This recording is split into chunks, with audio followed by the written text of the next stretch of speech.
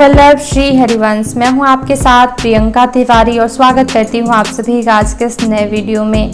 सावन का महीना सुहागन महिलाओं के लिए बहुत ही ज्यादा महत्व रखता है, क्योंकि ना केवल भगवान भोलेनाथ को प्रिय होता है बल्कि माता गौरी का भी पसंदीदा महीना होता है। इसी कारण से माता गौरी को प्रसन्न करने का ये बहुत ही अच्छा मौका होता है, क्योंकि गौरी माता का आशीर्वाद जब हमें मिलता है तभी हमें अखंड सौभाग्यवती रहने का आशीर्वाद मिल सकता है।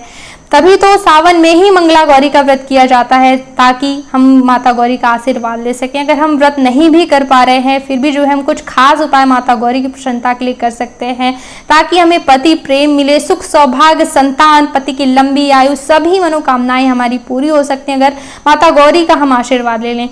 आज के इस वीडियो में मैं आपको बताने जा रही हूँ सावन के महीने में कुछ खास उपाय जो कि आपको गौरी माता को प्रसन्न करने के लिए जरूर करना चाहिए। सबसे पहले उपाय में क्या करना है कि आपको 2 डिब्बे या फिर 2 दर्जन हरी चूड़ियां लानी है। 2 डिब्बे चूड़ियों का कैसे क्या करना है ध्यान दीजिएगा, गलती की संभावना नहीं होनी चाहिए। सावन के किसी भी दिन किसी भी मंदिर में एक एक करके चूड़ियां चढ़ानी, 1 दर्जन, फिर दूसरे दिन 1 दर्जन। तो जो आप 1 डिब्बा चूड़ियां चढ़ाएंगे माता गौरी को, उनको जो है आपको किसी ब्राह्मणी को दान करना है, किसी सुहागन को ही दान करना है, क्योंकि दान करने से ही हमें अखंड सौभाग्यवती रहने का आशीर्वाद मिल सकता है। क्योंकि ग्रंथों में ऐसा वर्णन मिलता है, भीष्म पितामह के अनुसार भी, मतलब वो कहते हैं कि हमें जो है भोग की सामग्री जो है वो दान करने से ही उपलब्ध, जो भी हम दान करते हैं वही जो है हमें प्राप्त होता है। तो जितना ज्यादा, जैसे कि हम सौभाग्य की सामग्री अगर दान करेंगे तो वही हमें मिलेगा, यानी सौभाग्य हमें मिलेगा, इसलिए जो है दान करने का महत्व होता है। तो अगर तो चूड़ी के साथ सिंदूर और बिंदी जरूर होना चाहिए, लेकिन अगर सामर्थ्य बढ़ रही है तो इसके साथ आप मेहंदी और आलता भी जरूर रखें, और ज्यादा सामर्थ्य है तो एक हरी साड़ी भी जो है आपको श्रृंगार के सामान में रख करके ब्राह्मणी को दान करना चाहिए, ठीक है।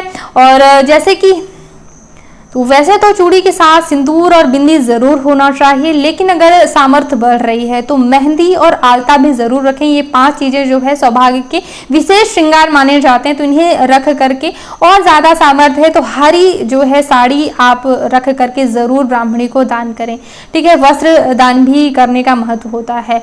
तो ये पहला उपाय आपको करना है। दूसरे उपाय में जो है आप माता गौरी की प्रसन्नता के लिए रामचरितमानस का पाठ शुरू कर सकते हैं।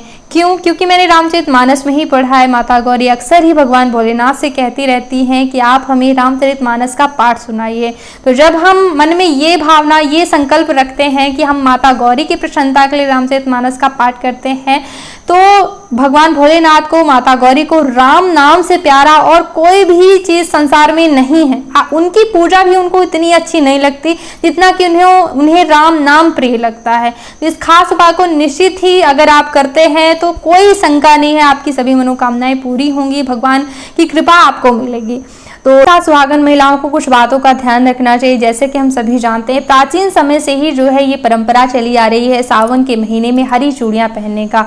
तो आपको हरी चूड़ियां अवश्य पहननी चाहिए, लेकिन एक बात का ध्यान रखिएगा, जब भी बाजार से आप हरी चूड़ियां लाती हैं सबसे पहले आपको गौरी माता को अर्पित करना चाहिए, इसके बाद ही उन हरी चूड़ियों को धारण करना चाहिए। सीधे बाजार से ला करके हम हरी चूड़ियां पहन लें तो कोई मतलब नहीं निकलता है। फिर जब हम माता गौरी का प्रसाद लेते हैं, तो क्योंकि माता गौरी परम पतिव्रता सती हैं, तो उनका आशीर्वाद, यानी कि उनका लगाया हुआ, उनका पहना हुआ जब हम लेते हैं तो हम सुहाग ले लेते हैं, तो जो है हमारे पति की आयु लंबी होती है। तो उनको सबसे पहले, अगर मंदिर नहीं जा पा रही हैं तो घर के मंदिर में ही गौरी माता के जो भी आपके पास विग्रह हो उनको अर्पित करें, फिर जो है आप हरी चूड़ियां अवश्य धारण करें। तो प्राचीन समय से ही ये रीति चली आ रही है, तो इनके पीछे गहरा रहस्य होता है। रहस्य ये है कि सुहागन महिलाओं को जो है सावन के महीने में कभी भी श्रृंगार रहित नहीं रहना चाहिए, नहीं कि बिना श्रृंगार के नहीं रहना चाहिए। जैसे कि कई बार जो है हमारा मंगलसूत्र टूट जाता है, हम बिना मंगलसूत्र के कुछ दिन रहे आते हैं, तो ध्यान दीजिएगा अगर मंगलसूत्र टूट गया है सावन के पहले ही बनवा लेना चाहिए। और मलमास लगने वाला है तो उसके पहले ही जो है आप मंगलसूत्र वगैरह कोई भी श्रृंगार की सामग्री जो भी आपको नई बनवानी है मलमास के पहले आप बनवा लीजिएगा, क्योंकि मलमास में नए आभूषण नहीं खरीदे जाते, नए आभूषण धारण नहीं किए जाते हैं। तो 17 जुलाई के पहले सारी चीजें जो है आपको तैयार रखनी है, ध्यान रखिएगा। नई चूड़ियां जैसे कि लानी होती हैं पहन, तो माता गौरी को भी अर्पित करना है तो पहले ही आप अर्पित कर दे फिर आप पहने, ठीक है। और अगर सामर्थ्य आपकी बढ़ रही है, जैसे कि मैंने कहा कि आप साड़ी चढ़ा सकते हैं, तो नया साड़ी अगर आपको खरीदना है तो पहले ही आप खरीद लें। सावन के महीने में हरे रंग के वस्त्रों को पहनने का, धारण करने का बहुत ज़्यादा महत्व होता है। गौरी माता की प्रसन्नता हमें मिलती है। जैसे कि कोई भी कार्य जो भी हम करते हैं रंगों से संबंधित, तो सकारात्मक ऊर्जा जो है आकर्षित करने में हमें मदद मिलती है। इसलिए ये सारी चीज़ें, रंगों का विशेष महत्व होता है। तो हरे रंग के वस्त्रों को धारण करें, हरी चूड़ियां धारण करें, लेकिन सबसे पहले माता गौरी को अर्पित कर दें। मंदिर में तो विशेष अर्पित करना चाहिए, नहीं हो पा रहा है तो घर के मंदिर में आप अर्पित करके पहने। तो मैंने कहा कि जैसे सारी चीजें टूट जाती, मंगलसूत्र वगैरह टूट गया है अगर, तो पहले ही बनवा लें। कभी भी खाली मांग नहीं रहना चाहिए सावन के इस पूरे महीने में, ध्यान रखिएगा। साथ ही साथ जैसे कि हमारी पायलें टूट जाती हैं या फिर जो है बिछिया हम नहीं पहने रहते हैं, तो मैं आपको बता दूं, पायल की छन छन की जो आवाज़ होती है उससे सकारात्मक ऊर्जा का संचार होता है। जिस घर में पायल की छन छन की आवाज़ मतलब गूंजती है, उस घर में माता लक्ष्मी का निवास होता है। और यूं ही कोई भी चीज़ नहीं बता रही हूँ, माता लक्ष्मी की प्रसन्नता मिलती है। तो हमेशा जो है वैसे घुंघरू वाली ही पायल पहननी चाहिए, लेकिन कभी भी खाली पाँव ना रहें। अगर घुंघरू वाली पायलें आपको पसंद नहीं है तो खाली पैर ना रहें। भूत प्रेत उस घर में नहीं आते हैं जिस घर में पायल की छन छन की आवाज़, चूड़ियों की खन खन की आवाज़ आती है। वहाँ माता लक्ष्मी का निवास माना जाता है। वहाँ पे नकारात्मक ऊर्जा जल्दी उस घर को प्रभावित नहीं करती है। तो इन बातों का ध्यान रखेंगे। आप खाली नंगे पैर नहीं रहेंगे सावन के महीने में। जो है आपको पायल वगैरह जरूर, बिछिया धारण करनी है, चूड़ियां आपको पहने रहनी है, मंगलसूत्र वगैरह जो है आप पूरा अपना बनवा लें, और मांग आपको जरूर भरना है। पिछले वीडियो में मांग भरने वाले वीडियो में पहले ही बता चुकी हूँ कि सौभाग्यवती महिला जो श्रृंगार से परिपूरित है, जिन्होंने पूरा श्रृंगार 16 किया हुआ है, उनकी अगर दर्शन हो जाए तो शुभ जो है सगुन बताया गया है। कोई अगर किसी कार्य के लिए गया है तो अगर महिला के दर्शन हो गए तो शुभ हो गया, शुभ सगुन हो गया। जैसे बिल्ली के रास्ता काटने को अशुभ बताया जाता है, वैसे सुहागन महिला के दर्शनों को ग्रंथों में शुभ सगुन बताया गया है। तो इसलिए जो है श्रृंगार पूरा किए रहना चाहिए। बिना श्रृंगार, यहाँ तक ग्रंथों में कहा गया कि बिना श्रृंगार के, बिना मांग भरे पति के सामने भी नहीं जाना चाहिए। तो कहीं ना कहीं इसके पीछे कहने का कारण यही है कि अगर हम बिना श्रृंगार के पति के सामने जाते तो उनके लिए शुभ नहीं होता है। तो कभी भी घर के बाहर अगर पति जा रहे हैं, ऑफिस से क्यों ना जा रहे हैं, बिना नहाए, क्योंकि नहा करके ही श्रृंगार किया जाता है, सिंदूर वगैरह भरा जाता है, तो बिना नहाए जो है आप उनके सामने ना जाएं। नहा करके अगर नहीं कर पा रहे हैं तो कम से कम आपकी मांग में सिंदूर जरूर भरा होना चाहिए, ठीक है। सुहागन महिलाओं के श्रृंगार का बहुत ज़्यादा महत्व कहा गया है, जो है लक्ष्मी स्वरूपा कही गई हैं सुहागन महिलाएं। तो इन बातों का आप ध्यान रखेंगे। साथ ही साथ कुछ और खास उपाय, रोज की पूजा में माता गौरी को आपको लाल पुष्प जरूर अर्पित करने चाहिए। लाल चीजें माता गौरी को प्रिय होती हैं, तो उन्हें लाल गुड़हल का फूल, लाल गुलाब का फूल जो है आप जरूर अर्पित कर सकते हैं। साथ ही साथ रोज उन्हें सिंदूर अर्पित करना चाहिए। मैंने सिंदूर वाले वीडियो में बताया भी है। ये सिंदूर लगा करके उन्हीं को, और फिर जो है वही मतलब हाथ में लगा रहता है, तो वही जूठा सिंदूर हम लगा लेते हैं। निश्चित यकीन मानिए, अगर आप ये उपाय करती हैं, आपके पति के जीवन में कोई भी संकट नहीं आ सकते। निश्चित ही माता गौरी का आशीर्वाद मिलता है। इन उपायों को करते हुए जो है आपको नाम जप भी जरूर करना है। भगवान भोलेनाथ को, माता गौरी को प्रसन्न करने का इससे अच्छा मौका नहीं मिलता है जल्दी।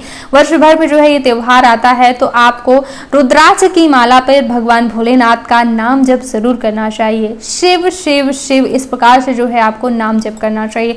देखिए पंचाक्षर मंत्र है जो, तो वो गुरु के मुख से लेने के बाद ही जो है जप करना चाहिए, लेकिन आप नाम जप निरंतर कर सकते हैं। झाड़ू पोछा बर्तन कुछ भी काम कर रहे हैं, बिना माला के भी जो है नाम जप किया जा सकता है। देखिए छोटे छोटे उपाय करते हुए हम डरते रहते हैं, कहीं हमसे कहीं कोई गलती तो नहीं हो गई, ये तो नहीं हो गया, हमारे पति को तो कहीं नुकसान नहीं हो जाएगा, घर गृहस्थी में किसी चीज का नुकसान तो नहीं हो जाएगा मेरे कारण से। तो मैं आपको बता दूं, रोज का एक खास उपाय है नाम जप, क्योंकि प्रतिदिन के इस उपाय को करने से, क्योंकि भगवान के नाम में इतनी सामर्थ्य है कि कई कई जन्मों के पाप कर्म भस्म हो जाते हैं।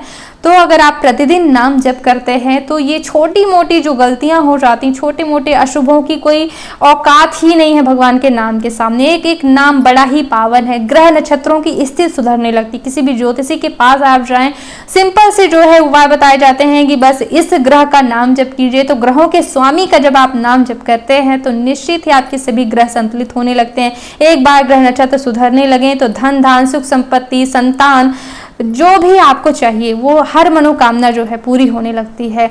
तो आपको निरंतर नाम जप जरूर करना है। जिस भाव से आप भजती रहती, खाना बनाते समय ध्यान रखिएगा, जिस मनोकामना से आप नाम लेते रहते हैं, शिव शिव शिव ऐसे नाम लेते रहना है, तो उसी भाव की, उसी मनोकामना की पूर्ति होती है। तो लगातार जब भी सोते उठते बैठते याद आए, नाम जप जरूर करना है। इस सावन के महीने से शुरुआत कीजिए।